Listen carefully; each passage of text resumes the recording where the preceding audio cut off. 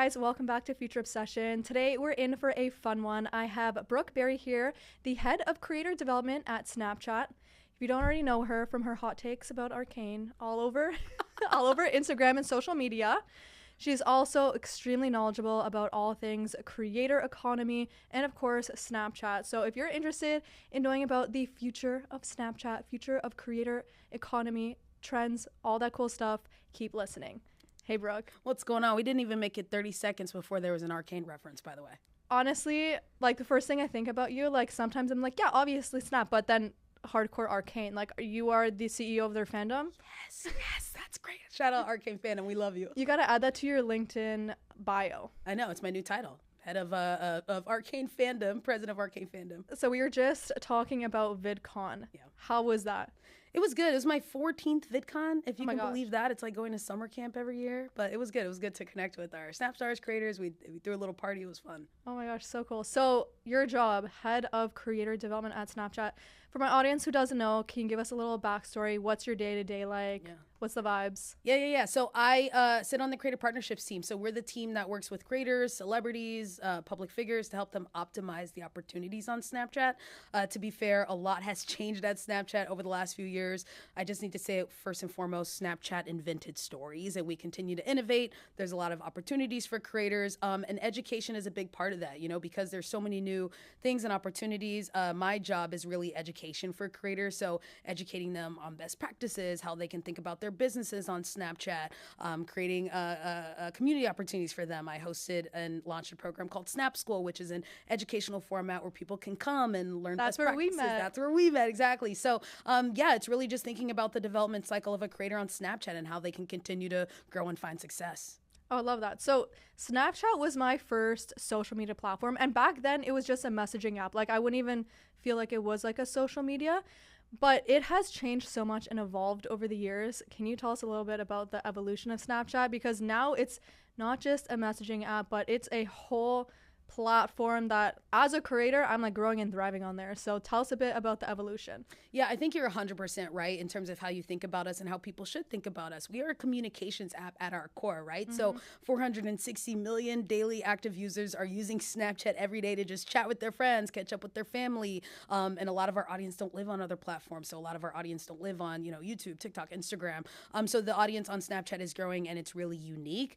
We started to really evolve things from there. So I would say a few years ago, we launched public profiles, which is the ability for anyone to start a public profile, start posting, grow an audience. And from there, they can graduate into the Snapstar program, which is the ability to be verified on Snapchat, which that opens up a whole lot of opportunities, as you know. Yeah. It's not just like being verified on other platforms. Being a Snapstar is really, really meaningful. It makes you eligible for some monetary opportunities. You get invited to events. You get thought about for brand partnerships. So there's a lot of opportunities for creators to grow their audience on Snapchat, build their business, and have Snapchat serve to their other off-platform businesses because, we say we're an and, not an or. Here you are with your podcast. Snapchat can help funnel some of that business to your other pursuits. Absolutely. Yeah. I feel like Snap has evolved so much, obviously, from being messaging, but we still have some of the core features, which I appreciate, right? Like, the camera on Snapchat is arguably the best camera. Like, I be taking my selfies on there and then uploading on Instagram stories because it just looks so great. It's awesome. Amazing for messaging and now also incredible for creators. What are some of the OG features that you think are what makes Snapchat Snapchat? It's so funny you say that because that's 100% right. First and foremost, we open to the camera, right? So when you open Snap, you're not ingested in some feed, you didn't ask for. Yeah. You open and it's your perspective. I want to see what you're up to. What tell me about, take the selfie. What do you look like? All that. And then you can kind of choose your own adventure from there. If you want to go there and just message with your friends for a few minutes, you can do that. If you want to go to the Discover feed and check out what your favorite creators are doing, you can definitely do that. So really staying true to our core values and then building a content ecosystem on top of that in a way that makes sense for Snapchat and our creators. I'm just really impressed by the team. I can't take credit this is the product team, this is the engineer team, the content team. It's incredible what we've come up with. So, I would say some of the features that creators really love today, again, we're a messaging app. So, but at the same time, we put creators in a position where they don't have to chase arbitrary things like likes and views and comments. True, yeah. But your audience can still talk to you. It's a messaging app. So story replies is such a fun feature. We can reply directly to your snap, and you can decide what you want to respond to, engage with, and you can really, like a lot of my creators, they say, you know, Snapchat is a place for friends. Creators on Snapchat are professional best friends, and they really get to foster that friendship. That's so funny you say that, because my like bio is like your travel best friend, because as a creator, I am like mainly tech, right? On TikTok, Instagram, YouTube, and it's like so polished. Like my whole hashtag was aesthetic AF, where everything had to be perfect. Yeah. And I remember going to my first Snap school as a creator and being like, oh shoot, like another platform that I have to be perfect on. And I tried doing that, and I'm like, why is this not resonating? It's resonating everywhere else. Yeah. The moment you stood on stage and were like, you have to be your authentic self. You have to like put all that perfection away. Like you don't need to be glam, hair, makeup. Nothing has to be perfect. Just be yourself in your daily life on Snapchat. That's when everything changed. That's right. Is that like the sauce? That's the key? That's exactly right. You don't have to be performative. You can be yourself. Treat Snapchat like you're on FaceTime with your best friend. I think when people go to Snapchat because of the pressure of other platforms, they have a tendency to overthink. And on Snapchat, I really encourage creators to make a meal out of a moment. We want to see those in-between moments that, you know, social media has taught us otherwise are not interesting. Like I watched a girl make her bed in 60 snaps. If you would have told me, I would have sat there and, you know, watched someone make their bed in 60 snaps, I'd probably tell you absolutely not. But like she made it interesting with like how she told the story. She didn't have any makeup on. It's just her living her life. And like that is the value of Snapchat. You can be yourself and generate money while you do it. Facts. Not I know. bad. People are always like, you need to hop on Snapchat. Once I finally did, I was like, thank God. Not a bad gig. Thank Goodness. And you sometimes feel like, oh no, like another platform I have to work on. But there are some really cool features. You know, I went to an event in Toronto for Nintendo Switch. Ooh. And I brought my brother with me. First of all, the nerd in me is like, bro, I should have brought it. I fainted. I love it. I should have brought it. We could have easily my had Nintendo Switch. Same. Too. I should have brought that too. We could have the game off here. So on these big cameras, right, or TV. So I brought my brother with me, and I was like, hey, Snap needs to see this. So I let him have like access to my Snapchat as like a I don't know what the actual term is, where you can have a collaborator. Yeah. So on his Snapchat, he can like collaborate on my story. So he's like filming me because I'm doing a YouTube vlog, I'm doing TikToks, whatever. And it made it so easy. Right. And like those videos were amazing. My stories were like on fire that day because I had someone else helping me too. Exactly. I think about it's helpful for creators that have friends and teams to collaborate. And then it brings families together. One of my creators, the Valentine brothers, I don't know if you've met them, Patrick and Zach. They're amazing. And Zach does have Down syndrome. And so the Collaborator tool is really helpful for someone like Patrick to be able to film his brother and connect with his brother. And then he can just add it easily on Snapchat. He doesn't have to sit his brother down and focus on a YouTube video. They could just be in the moment and create content while they do it. And that has been so rewarding to see. And the last thing I'll say to that point is there's this misconception that there's like the 1% of creators, top creators making money, and that's it. There's a healthy middle class of creators making money on Snapchat. I know creators with 100 to 200,000 followers making money comparable to a name you would recognize. So it's great that we've been able to democratize creation. So how would you say that Snap is different from other platforms? Because there's obvious things, but I feel like everyone has Snapchat downloaded on their phones. My mom has Snapchat, my dad, I got it from my grandmother so I can snap her on my adventures. Everyone has it downloaded, but people aren't utilizing it to its greatest ability. Yeah. What makes it different? Why should people be Snapchat in their like daily habits of apps? Totally. Well, I mean, outside, I'm going to talk about it from a content creation standpoint, but before that, obviously we're a messaging app. It's a great number one way to stay connected to your friends and your family. And what's amazing is when we have things like lenses and AR lenses, like I don't always know the right words to say, but I can send you a selfie of me in an AR lens and it speaks volumes. And so there's a different way to communicate that you don't have on other platforms. When it comes to the content creation, the ease of content creation is so amazing. Our creative tools make it so easy to create all within the app. You don't need all this production equipment that you can't afford and all this time ideating and editing. And the second thing, and I know we talk about this idea of being yourself, but taking a step further is, you know, Snapchat really is a content playground. So oftentimes, and I know you've run into this, we all have, where we're pigeonholed into talking about one specific thing, like story of my life, like Arcane on my, but let's say, a creator's known for cooking videos on a certain platform. They can bring their cooking videos to Snapchat. They can also do get ready with me's. They can take us through a day at Snap School. They're not pigeonholed into one type of format. And I think for creators who, as you are an example, are so multifaceted, why should you be pigeonholed into one content type? Right? Like before I'm like, oh, it has to be my exact formula of tech videos. And then I'm like, no, I'm actually like going on this sick trip. Like here's everything I ate in my 12-hour trip going to Japan or something like that. And people like that. And you think about the way that a Snapchatter communicates. Perhaps I'm in class and I'm Snapchatting my crush, and while I'm waiting for her to get back to me, maybe I start to go look at one of my Snapstars stories. Okay, then she texts me back. Then I go back and I message her. All right, so it's kind of the commercial break in between your real life. Oh, that's a good point. That's a good point. And now with Spotlight too. Exactly. Okay, my dad is addicted to Spotlight. Every morning I wake up because he's in Toronto, so 3 hours ahead. Yeah. I wake up to spotlights from him. And I love it though, because I'm like, oh, like this is so unique. It's not like the same things I see on every platform. Totally. It's always something new and exciting, which I'm like, okay, like pop off. Thanks for sending me this. That's exactly right. Spotlight is the perfect forum for people with short form content. It's great for Spotlight. And what is different from Spotlight from, say, its counterparts is it's in the moment. It's fly on the wall content. Thing, yeah. It's bite-sized content that you still couldn't really get away with posting in other places because it's like not curated. It's just your perspective of something you caught or happen to witness or a moment that happened. I feel like that's totally true, where it's like, oh, this cool thing is happening. Like I'm just like literally film it on Snap, put the black text bar, what my little bio is, whatever, and send it out and see where it goes from there. It doesn't have to be like so much thought and effort and stress on the creator. Yep. And to that point, I'm going to look in the camera and give you guys advice. On the Spotlight side, my biggest key of advice: post trending content, post in real time. So whether it's Super Bowl, the Oscars, Coachella, don't wait like you wait to post on TikTok and Instagram 2-3 days later because you got to edit it, curate it. Post it night of, in real time. That's the type of content that does well. You know which feature I do love? Tell me. The one where you can see yourself and what you're looking at the same time. It's so cool. Dual camera is the coolest feature. Every time I post with that, Snapchat Spotlight pops off. Yeah. People are like, wait, what feature is that? Because people are like taking it and put it on their platform. It's so cool. Yeah, I'm saving and then put it on my story or things like that. Yep. And I love seeing other people utilize that, where they're like walking through the mall and then they're like, oh yeah, like look at this, like what should I get? And I'm like, it's great. Eating it up. It's brilliant. It opens up a completely new, different kind of content format type for sure. So true. A musician on stage at a show, being able to see the audience and then himself. It's just great.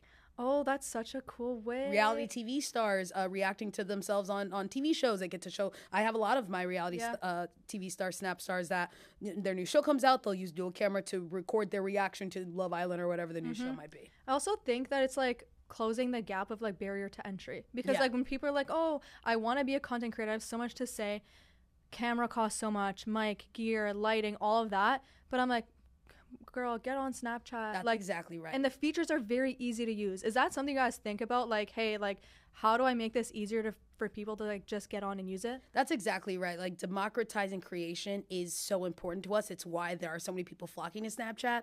One quick example is like Chriselle Strauss. She's on Selling Sunset. Girl works 5 jobs, literally have no time. She only, the only reason she's able to pick up Snapchat, and she doesn't have a team doing it, it's just her, is because it is so easy. And that's exactly right.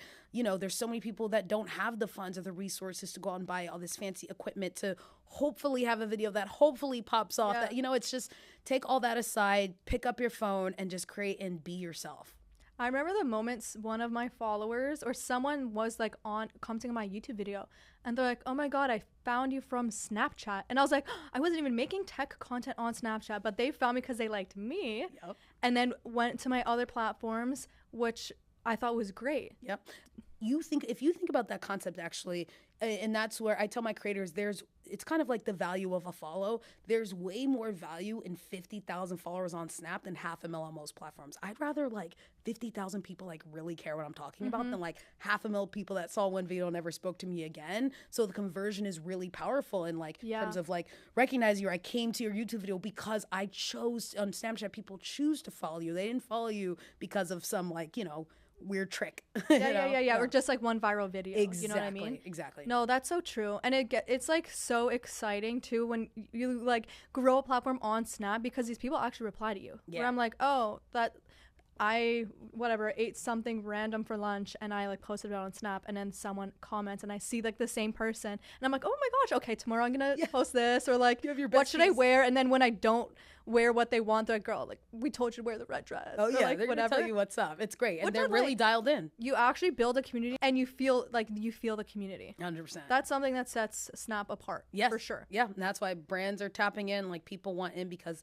the community is dialed in. They're the first that are gonna go download your podcast, check out your new single, go check out your latest YouTube video. So it's great. So now I want to shift gears and talk about AR and AI with Snapchat, because I feel like you guys are always ahead of the game. Yeah. Like, I remember me in high school putting on like the filters and like these are amazing. Or even last November, I was with Snapdragon in Hawaii, and the Snap spectacles have the Snapdragon chip inside them. I got to test it out, and my mind is blown. Like I get to test out the coolest tech. It's cool. And that one was like crazy to me. Yeah. Can you talk about? I mean, I have FOMO because I have yet to put on the spectacles. Girl, what? Can you believe it? And I've been in the room with spectacles. Me and spectacles have been at the same events. Like sometimes we show up in the same outfit. Like, and I've yet to try them on. I think and you've seen me at events. I'm always just running around, kind of playing MC and host. Yeah. So I always forget to try it on. But I need to try on the spectacles. Like we love the spectacles, and like creators always ask about them. But that's the thing. Like another big pillar of our business and just like why people use us is our AR. Like it's top of class. We have lens creators similar to how we have Snapstars, which are verified creators. We have a cohort of developers and AR lens creators that literally do just that. They make lenses. Some of them go viral. Some of them are the ones we all know, the crying face, the whatever, the shook lens. Like some of them go viral. There's a lot of verified lens creators who literally just churn out AR lenses for the community to use. And what I like about it, and you can even catch this on my Snapchat, literally currently it's live as we speak. But I will use it to like just animate my own life. So we're dabbling a little bit in like AI AR lenses, and like I kind of like made an anime in my apartment, and I'm the anime character, and like what? It's cool. It kind of transforms what you can do in terms of storytelling, again, that you can only do on a place like Snapchat. That's so true. Yeah. My favorite is having like the Shrek on my shoulder that like kisses my cheek. I love it. I don't know why though. Yeah. Me and my sister and brother, our favorite series is Shrek, Yeah. obviously, and we send it to each other all the time. So and now my sister has a few daughters, 3 nieces of mine, and they are obsessed with Snapchat filters. It's so fun because they look really realistic. Yeah, totally. It's like so fun, and like I like the FaceTime one where it looks like you're on FaceTime with like whatever some random celebrity. Yeah, it's so fun. There's some random person. There's some unhinged ones, but it's fun. Yeah. Have you seen those trends where people are like, I think I've seen it on Spotlight, where it's like I'm pretending or like to my grandmother that I'm on Snapchat or on FaceTime with this person, and then the grandma's like, oh, that's a really cute baby, and it's like a really not cute baby. Funny. I'll send it to you. That's hilarious. No, that's so good. So okay, going back to AI, how is AI changing creator economy, or how like creators create, so to say?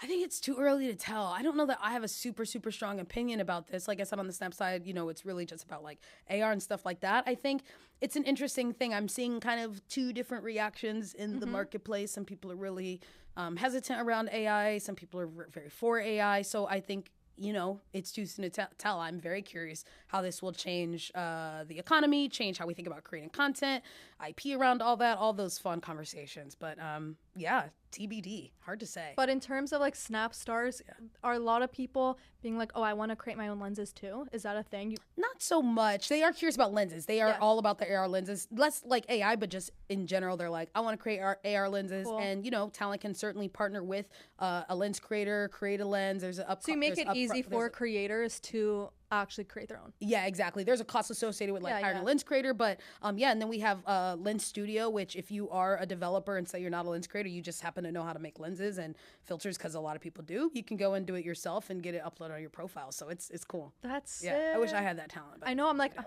maybe I should partner and make one. I was gonna say, I could do my pink hair as a lens, and everyone can try out the Brooke Berry hair for a bit. Oh my gosh, you should. Hilarious. Yeah, you should do that. So how do you feel that? Okay, now a lot of companies and brands I'm talking to is saying like, oh, Gen Z has all the secret sauce for how content creation is going. Have you seen new trends that are like Gen Z is hopping on, or like emerging creators where you think like, oh, like this is really cool? I don't not really, and there are trends all the time, but I haven't seen anything really grip. It's just like trends that come and go. Yeah, they're quick trends. They come and go. If anything, do trends really latch on? You know, what are the movements really? I look forward to the movements in this space. I'm not seeing too much of that right now, but I feel like trends come and go, and I think that's what's like. That is what's amazing about posting to something like Spotlight or Snapchat, where you're not chasing those arbitrary trends, because one, they don't always feel authentic to you. It's just a trend, and it's like, okay, is this something I'd really be doing, or do I need to do this because everyone else is doing it? You know, but things trend on Snapchat. Yeah. Sometimes like stories will happen, whether it's Awesome McBroom or whatever, things will happen on Snapchat, and then everybody starts talking about that thing off platform on other platforms. So I just suppose it depends on how you define the word trend and trending. Yeah. But yeah, I think trends come and go for sure.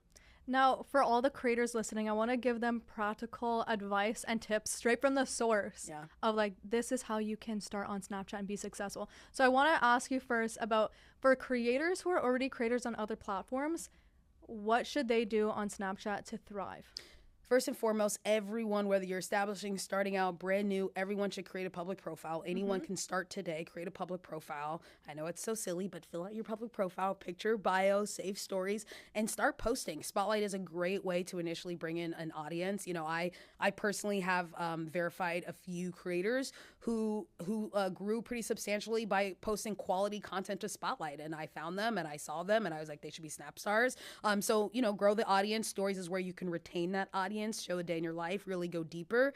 You know, if you grow your audience and kind of post content, apply to be a Snap star. Everybody can apply online. Anyone can apply online. And then go from there. You know, as a Snap star, you have the ability to possibly attend a Snap school, meet other creators. But it really just starts with picking up the phone and getting started. And my advice is, again, to not overthink Snapchat. It's really experimental. It's so fun. Like, don't like pigeonhole yourself right off the bat.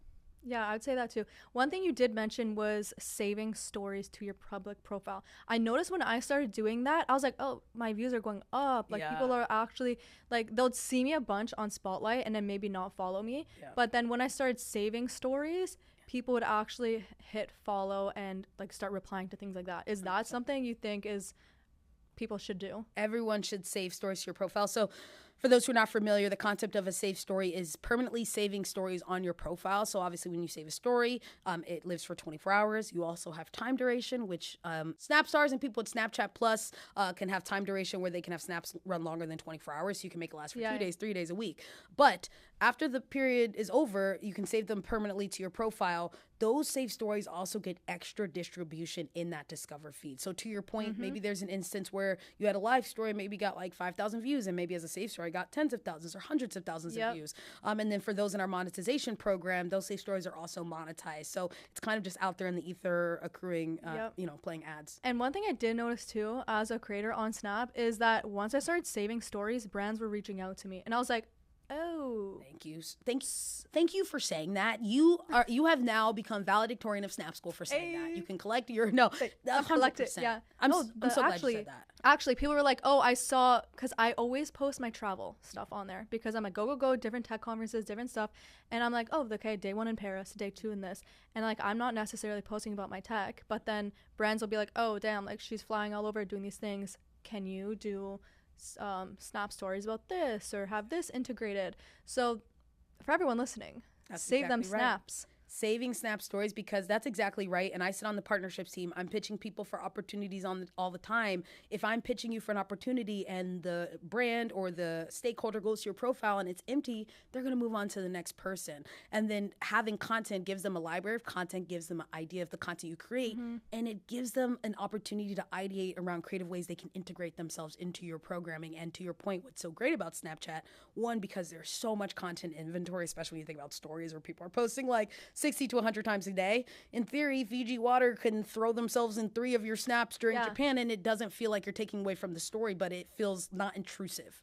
So what are some tangible tips that you can give me today? Like, what should I start doing? Posting more consistently? Yeah. With value? Yeah. What else are we talking? Posting more consistently with value. My advice to you too is to really focus on watch time. I think creators have a tendency to focus on views and I want more followers and all of that. It really is about average time spent. So go to your insights and really monitor that. How long people are on your stories is what's going to lead to the most growth and really earn you money in the stories revenue share program. You can imagine for ads, an ad plays every 10 to 15 seconds. So longer stories are really what's going to move the needle. I feel that. I know. Sometimes I'm like, oh my gosh, these have so many views, but people are just like tapping through it. That's why I say average time spent, because that's quality, not quantity. In theory, that has nothing to do with how many snaps you post. If I know people who have average time spent closer to 3-4 minutes and they only post like 60 times, where I know people who post hundreds of snaps and they're only averaging 30 seconds. So you know, captions can really help with that as well. To your point about tangible advice, captioning out your stories help, because if I'm reading again, I'm in class, looking at your story. I might be in the car with my parents. I don't want to play your thing out loud, so I don't know what you're talking about. Closed captions. The captions really help, in closed captions as well. Good point. Yeah. Oh my goodness. Yeah, I know. Sometimes when people are like clicking through, I was like, no, I need people to stay longer. Exactly. So a lot of times people think misconception. They're like, oh, I don't want to start in Snap because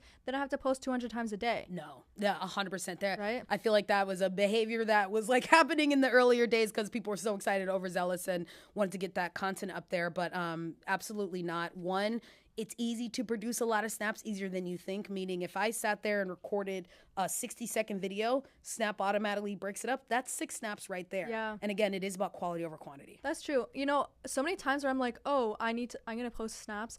I'll set up my phone and then I'll be like, okay, what do I have happening in my life? Oh, I have like 20 PR boxes I need to unpackage. Literally. Let me unpackage them and talk to my audience like I'm on FaceTime with my friend. That's exactly. And for me, that's like the ones that get the most views and longest watch time, because it's like I'm on FaceTime with someone. Yeah, you're telling a story, you're engaging them while you're also doing a thing. It's interactive. They feel a part of your journey. It's easy, yeah. What's something that top creators do that you think everyone should jump on? Is it that authenticity and that like just talking to someone like they're your bestie? I'm going to rephrase that question.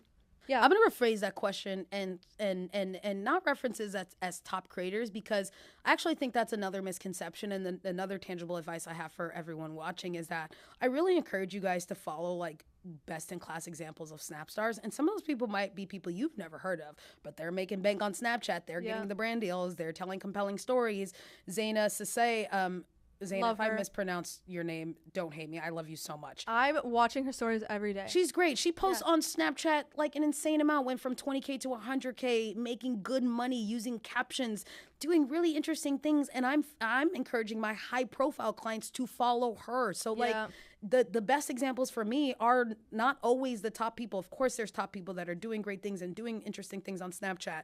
But again, there's so many other creators on Snapchat that you might not have heard of, but they are crushing it. I also think that she really uses the lenses in a great way of storytelling. Like, she can be doing something so basic, but I'm gripped. I'm watching it. I'm like, this is my show. Like, I'm sad. And the more you take it in, the more, I don't know about you, I'm someone who learns from watching, and examples. Like, the more you watch someone like a Zaina, one day it's just going to click for you. It's like, oh, I get it. It's like, you know what to post on TikTok and Instagram because like you watch it. It's like, watch Snapchat content, take it in, and one day you're just going to get it. What are some underrated tools that some people like her are using that you feel like? I mean, someone like Zaina is just really, I know I hammered it already. I'll hammer it again. Captions. Someone like Zaina really uses captions to further the story, tell the story. She also, I visually recognize certain fonts with her. Like, there's certain fonts that I know Zaina uses. Like, she just uses captions and our tools to elevate storytelling. And that is the marquee North Star to where I want to see every creator get to, because that is the game changer. She also integrates family members and like other people 100%. Into it. So it's like I'm watching a little reality show where I'm like, oh, you're with your like niece again? You're cooking? Okay. It's true. What is she making today? Yeah. And I'm like super into it. 100%. One of my other creators, Cheyenne Davis, she's on MTV's Teen Mom. That show shoots literally 365 days a year, meaning like it's just a year-round show. And so they're shooting all the time. The show will air, and like her fans on Snapchat are like, I watched the show today. It didn't go down that way because I know I watched your Snapchat story on this day, and on this day, this is what, like, it is so interesting because while her life is on Teen Mom and has been for literally a decade, her Snapchat fans still get something so different from a docu-follow show, which again, how much different can you get? But she's found a way to differentiate her content from her reality show that literally follows her around all day. Wow. So it's interesting. That is very interesting. Yeah. So I personally have learned so much from Snap School. What are some key things that people come back to you and are like, I learned so much from you? Like something, that you say at Snap School every time that gets people like really clicked and dialed into Snap? Yeah, I think one thing about Snap School, which is why I lead education and why I have things like Snap School and what I find to be true, is you have to really kind of just repeat a thing and just like hammer in a concept. And that's why I have Snap School. And sometimes I'll have creators who come to a Snap School and say, Brooke, I really resonated with this thing you said. And I'm like, oh, that's interesting, because you and I have had how many meetings, and this also is not your first Snap School, but like they just didn't hear it that time because it's all so overwhelming and it's a lot of layering of information. So I think the storytelling piece, the captions really, really, really make the difference for them.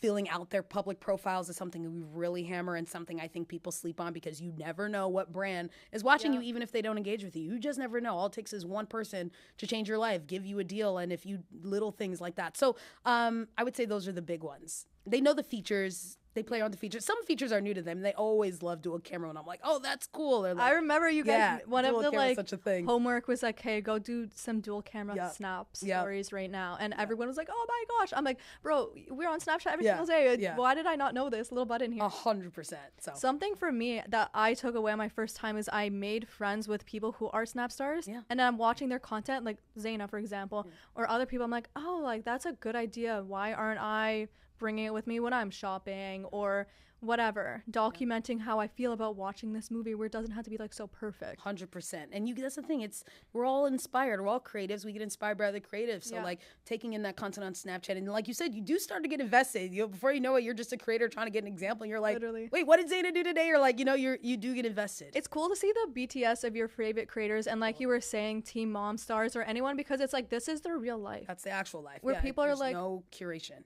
Yeah, I love that. And it feels like, I don't know, like chill for me, where I'm like, oh my God, I don't have to like think so hard. I'm not like stressing over making like the perfect whatever desk setup. Like my Snap has literally seen my desk with like 50 phones on it, all my like papers and everything messy, but people are into it. Yeah.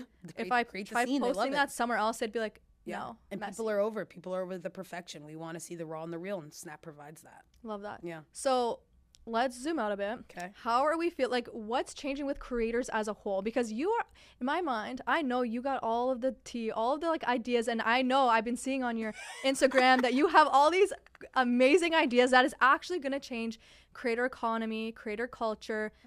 You've been posting yesterday. Yeah. Instagram, LinkedIn, everywhere about something like how meet and greets are dead. Yeah, meet and greets are dead. They're dying. Let's hear this. Oh my goodness. I can't believe you opened up this can of worms, and I apologize for everybody listening in advance. And I will try to be as efficient in saying what is actually a very long and drawn out story. But the reality is I've been thinking a lot just about meetups and creators and content. And my brain went to a few examples. One example in particular was Dunkin' Donuts hired Ben Affleck to work their window for a couple of hours as a part of a marketing campaign. And I thought that was brilliant. So like when people drove up to get their coffee, they're like, wait, why is Ben Affleck handing me my coffee? Genius. What? And then I think about the fact that like, I do Snap Schools and I go to work and it's so fun. It feels like an event all the time. What happens if we eventize work shifts, where the second thought that came to mind is my brother has high functioning autism and he's 30 years old. It is very hard for him to meet a single friend. It is impossible to make friends outside of the bar. I can see a future world where what does it look like if my brother wakes up one morning and instead of contemplating going to the bar, he does what I'm calling a shift crawl, where I'm going to hit McDonald's from 3 to 6. I'm going to hit Taco Bell from 6 to 9, and I'll end the night at Starbucks. And oh, guess what? David Dobrik is working the cashier at McDonald's, and Adam W is working at Pizza Hut. And then I'm going to hit Starbucks, where I'm going to run into Eliza Koshy. Like, creators want to meet their fans and people in general want something to do. There's just no structure. So I am going full throttle on an idea where I essentially want to turn work shifts into creator-led events, where imagine a world where Harry Jousey goes to work at Taco Bell from 6 to 9 on Saturday. We turn it into an event. We invite other creators. We invite fans. People come. They hang out. They get served by Harry. They create content. Taco Bell gets so much organic promo from it.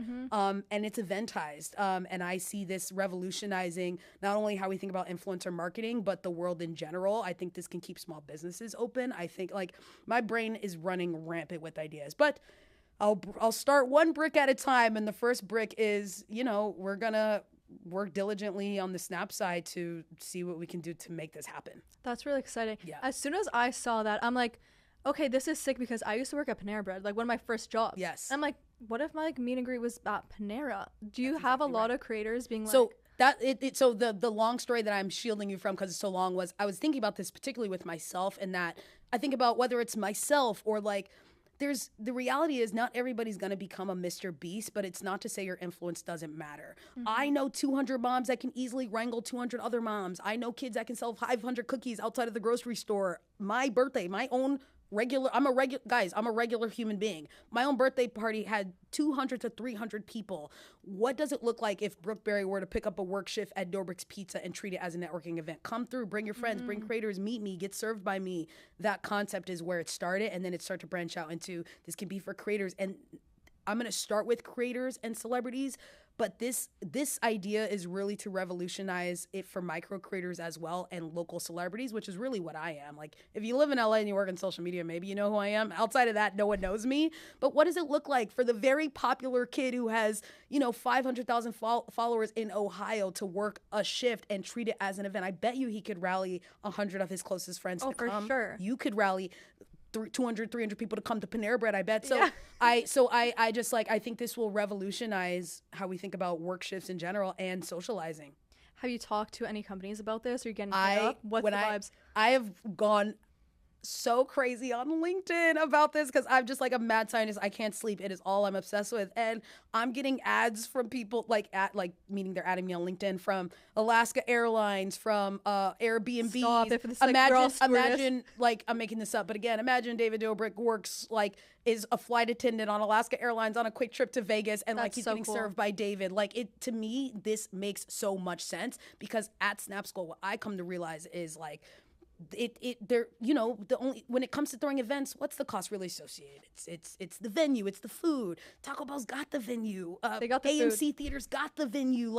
We should think about eventizing work shifts. And my last rant about this, you opened this can of worms. No, I love it. My last rant about this is, again, my bigger vision for this is I want people to work less and work smarter. And that, why does the average American need to go to work at Taco Bell 7 days a week? Why can't that person work 3 days a week and their job is to essentially play mini promoter and bring the local community during those shifts? If I as a teenager woke up and knew, just the way that I walk down WeHo bars and I can hit whatever bars, if I can walk down a single street and I know from 3 to 6 there's something happening at Taco Bell and McDonald's down the street has a thing, and I can organically meet people, especially when I think about people who are neurodivergent and are shy. If I could just go casually sit in a Taco Bell and eat a Crunchwrap Supreme while my brother would love that. That's all my brother wants, is just be in the environment and be invited to the space. But there is no space. There is no structure. And the last thing, and I literally texted Sky Jackson, Nash Greer, Chriselle Strauss, Danny Duncan. I texted all these people this weekend to say, is this a good idea or what? Every one of them. This is genius. Creators and celebrities want to meet their fans. There's just no structure. That's so true. There's That's no structure. People have been people don't begging. have money to always go to Comic-Con and VidCon. Mm-hmm. It's also too for small places where it's this small town wants me to do a meet and greet because I somehow have a lot of fans there. But I'm it's gonna happen in a big city. No, at a ticketed event. But it's do it in a small town. Like I said, it's the same mindset of Snapchat. I'd rather 50 people really come because there's nothing. There's not enough happening in those small towns. To me, that's the biggest market. They complain because things only happen in LA and New York. The pop-ups, the meetups, the opportunity to run into a David Dobrik. Why can't Taco Bell fly David Dobrik out to Ohio to take over a location for a day? All the creators in Ohio, all the fans in Ohio can come. This is going to change the world. I also think about it in terms of small businesses. Yeah, small businesses specifically. Small businesses. And even during the pandemic, small businesses totally closing down. And it's that's exactly right. As a creator, I love showcasing small businesses and I'll always tag them, always promote it because I'm no, I see these people working hard and they deserve me posting about it because it's quality service. That's exactly right. I'm starting with big brands because if I can get the big brands to buy into this concept and prove out the concept, this is something that can go into all industries, hospitality, retail, small businesses.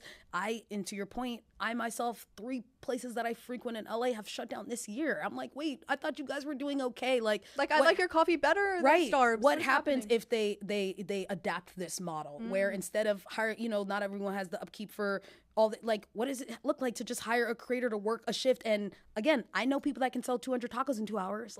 It's a different mindset. It's turning regular things into an event, but it's also bringing so much more publicity, free press for free press. Taco Bell or whatever. It's about celebrifying what you do. You have all these kids going viral on all these platforms for working at places like McDonald's, or like they're literally doing their day. There's a guy in a different country and he works at a gas station, and like he's so viral and he just works at a gas station. Like, what if he celebrified his shift? What if his shift was the scene?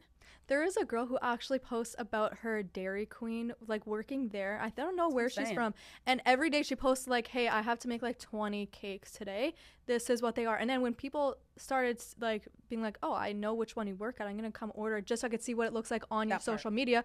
That is key. And I'm like, she got enough brand deals where she's like, I'm not working in there anymore or whatever. But it's like, I want to reinvent what it means to pick up a shift. I hope that as I'm working at Snapchat, I can pick up a shift at Taco Bell, a one-time shift. Yeah. Because I think that's the future. Like, what does it look like to just pick up a shift, turn that one shift into events? I think it completely changes the game. I feel like too, Snap is like changing events. Like, Snap School is an event in itself. Like, I'm going there, I'm like, okay, we gotta look good. Like, this is a full event. Like, someone it's not did get just glammed for Snap School, which I thought was wild. I've been doing my own glam for Snap School, but like, no, seriously, because it's like a space for creators to connect and make videos together. But now with your genius idea for your audience to connect and make friends with each other, like that's why I feel like I'm thriving on Snap or on other platforms, because I have other people in the community who understand me. We have common interests. Now imagine your work shift and it's the event, it's the 3 to 6 shift, whatever.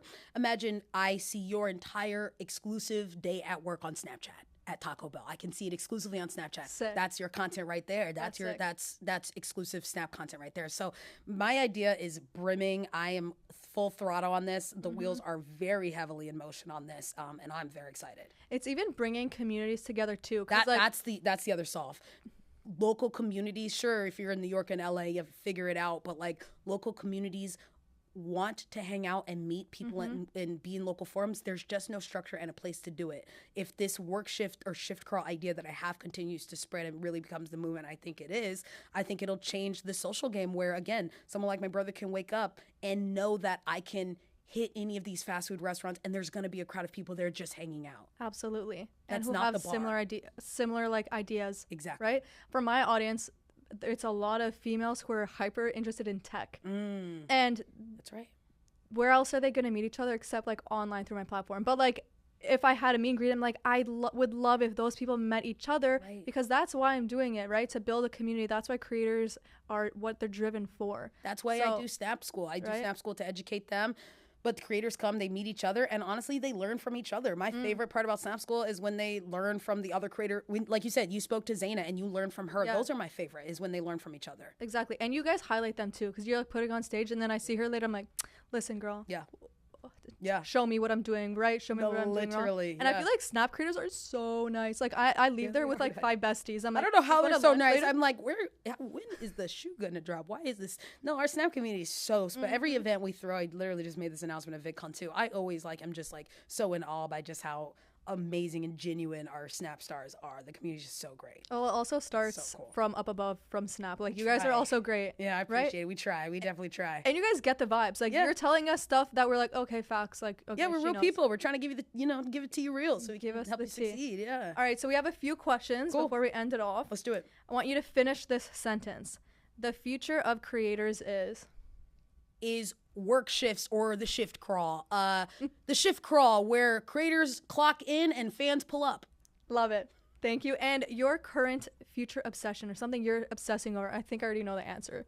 You literally put me in a hole. Obviously, my one and only obsession forever ever is Arcane. My second obsession is bringing it. I'm 35 years old, and last Saturday, it became abundantly clear to me it is my sole purpose in life to bring this idea into the world. That is what I was made for, and I will not fail. Period. That's it. She will not fail. Yeah. Thank you so much. Yeah. Thank you so much, Brooke, for coming on the podcast. Yeah. So much insight. If you guys are a creator or just anyone who's super interested in platforms and where they're headed, you're going to love this episode. I know I am. So thank you so much. I appreciate it, and I'll see you soon. Bye. Thank you. Thanks, guys.